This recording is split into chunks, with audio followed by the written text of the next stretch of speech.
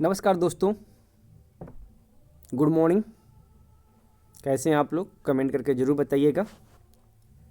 मैं हूं बिट्टू कुमार और मेरी चैनल बिट्टू एडवाइजर में आपका स्वागत है। शिक्षा विभाग के लिए कामधेनु बना शिक्षक नियोजन। जी हां, एक बड़ी खबर आ रही है कि कामधेनु का अर्थ तो आप लोग समझते होंगे। शिक्षा विभाग के लिए कामधेनु बना शिक्षक नियोजन, लेकिन कैसे बना वो इस आर्टिकल में दिया हुआ है।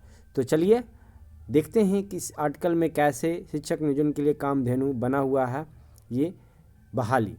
तो चलिए दोस्तों स्टार्ट करते हैं। शुरू करने से पहले अगर आप मेरे चैनल पर नए आए हैं और अभी तक आपने मेरे चैनल को सब्सक्राइब नहीं किया है तो प्लीज़ मेरे चैनल को कर लीजिए सब्सक्राइब, बेल आइकन को कर लीजिए प्रेस, ताकि जो भी वीडियो डाले उसका नोटिफिकेशन सबसे पहले आपके पास पहुंचे और उस वीडियो का आप लाभ उठा सके। और वीडियो को लाइक भी करना ना भूलिएगा और शेयर हर एक ग्रुप में ज़रूर कीजिएगा। देखिए, ये खबर बेगूसराय से छप के आ रही है और कहीं पत्नी से 20 वर्ष छोटा पति तो कहीं बेटी से 6 माह की बड़ी माँ तो कहीं मुखिया जी की साली, मुखिया जी के भाई।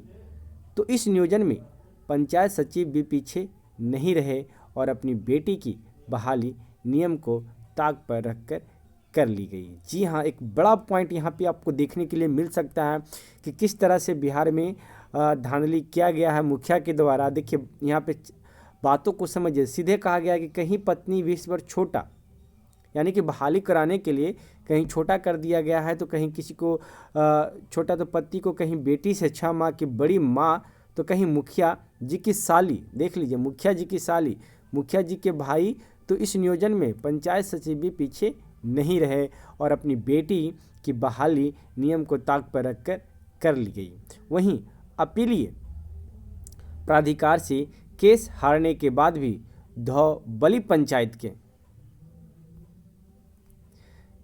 शिक्षक वेतन उठा रहे हैं। यानी कि देखिए, केस हारे हैं, वहाँ से भी हारने के बाद भी वेतन उठा रहे हैं। इस तरह की कई कारनामे पंचायत नियोजन इकाई के सामने आ रहे हैं। जी हाँ, आप देख सकते हैं कि कितना बड़ा धांधली हर एक पंचायत नियोजन इकाई में आपको देखने के लिए मिल रहे हैं। हर एक नहीं, कहीं ना कहीं कितना पंचायत नियोजन इकाई अच्छे भी हैं जो कि आपको बातों को समझते हैं, कोई एक भी पैसा नहीं लिया जाता और कहीं बिन पैसा का तो सुना तक नहीं जाता है। वहीं कुछ ऐसे भी पंचायतें हैं जहां लिखित परीक्षा का आयोजन कर ढोंग रचा गया। जी हाँ, वहाँ पे कहा गया कि आपको लिखित परीक्षा, जबकि लिखित परीक्षा है नहीं, उसके लिए आयोजन कराने के लिए ढोंग रचा ताकि आपसे पैसा लिया जा सके, आपसे पैसा ठगा जा सके। लेकिन बहाली उसी का हुआ जिसका सेटिंग था। जी हाँ, जिसका मुखिया से सेटिंग था, बहाली उसी का हुआ है। इस तरह का नंगा नृत्य धड़ल्ले से कई पंचायत में शिक्षक नियोजन में किया गया था और हो भी रहा है।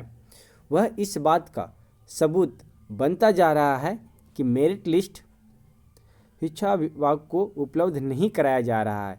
यही नहीं, इस कारनामे में पंचायत नियोजन के सचिव भी सक्रिय रहे, जिसके एवज में अपनी पुत्री की बहाली शिक्षिका के पद पर करवाया। यह कारनामा जिले की कई पंचायतों में है।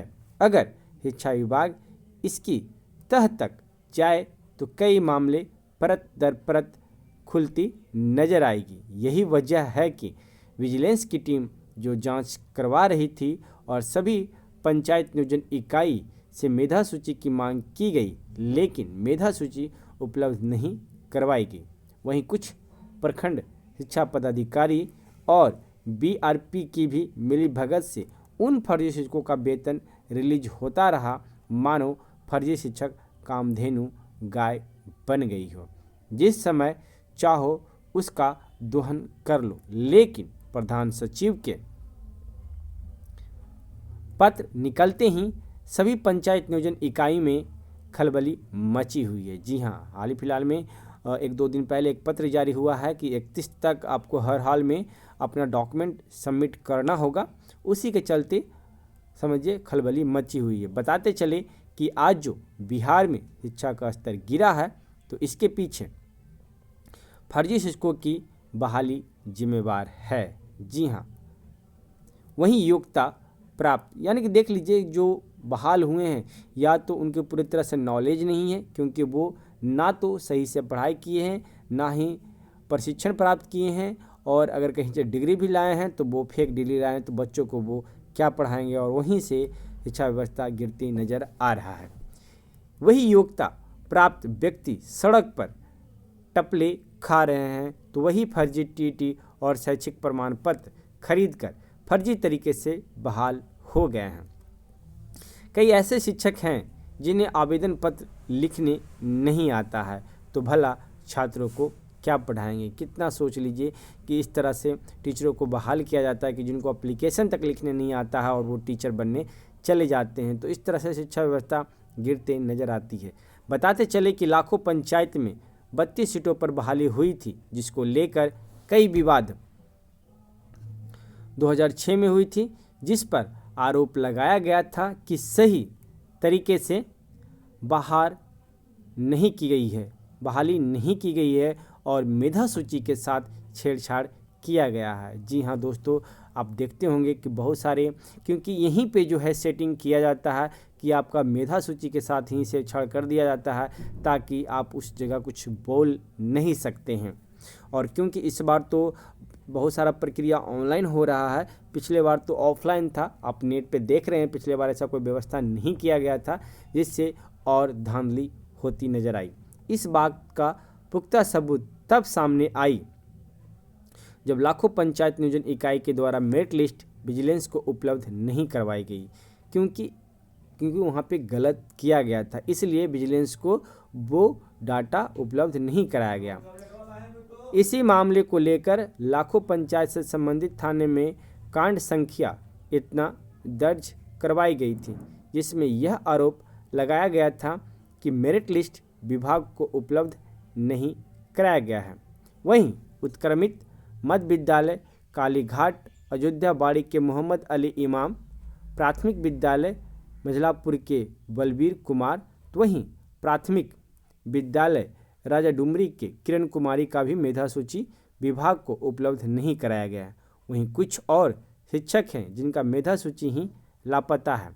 डंडारी प्रखंड के महिपाल टोल पंचायत के इतने शिक्षकों का भी मेधा सूची उपलब्ध नहीं कराया गया है। बताते चले कि सदर प्रखंड के इतना, बलिया प्रखंड के इतना, गढ़पुरा प्रखंड के इतना, बखरी प्रखंड के इतना, बरौनी प्रखंड के इतना, तेहरा प्रखंड के इतना शिक्षकों की पूर्ण दस्तावेज उपलब्ध नहीं होने के कारण NIC की वेबसाइट पर अपलोड किया गया है। जिले के दर्जनों ऐसे पंचायत हैं जहां मेधा सूची के साथ छेड़छाड़ किया गया है। बहाली के समय कुछ और प्रमाण पत्र लिया गया, तो वहीं बाद में उस प्रमाण पत्र को बदल दिया गया। बिहार सरकार ने पंचायत को अधिकार दिया कि शिक्षकों का नियोजन करे, तो वहीं इसका लाभ उठाते हुए पंचायत के मुखिया जी ने सारे नियम को ताक पर रखकर फर्जी शिक्षकों की बहाली करने से बाज नहीं आए। सभी बहाली 2006 में हुआ था। फिलहाल यह एक जांच का विषय है जो आने वाले समय में परत दर परत खुल जाएगी। तो ये सारा अपडेट हमने अपने YouTube चैनल के माध्यम से आपको प्रोवाइड कराया दोस्तों। तो ये वीडियो आपको कैसी लगी आप हमें कमेंट करके जरूर बताइएगा, और ऐसे ही वीडियो न्यूज़ पाने के लिए आप हमारे चैनल पर बने रहें। फिर मिलते हैं एक नेक्स्ट वीडियो में। धन्यवाद।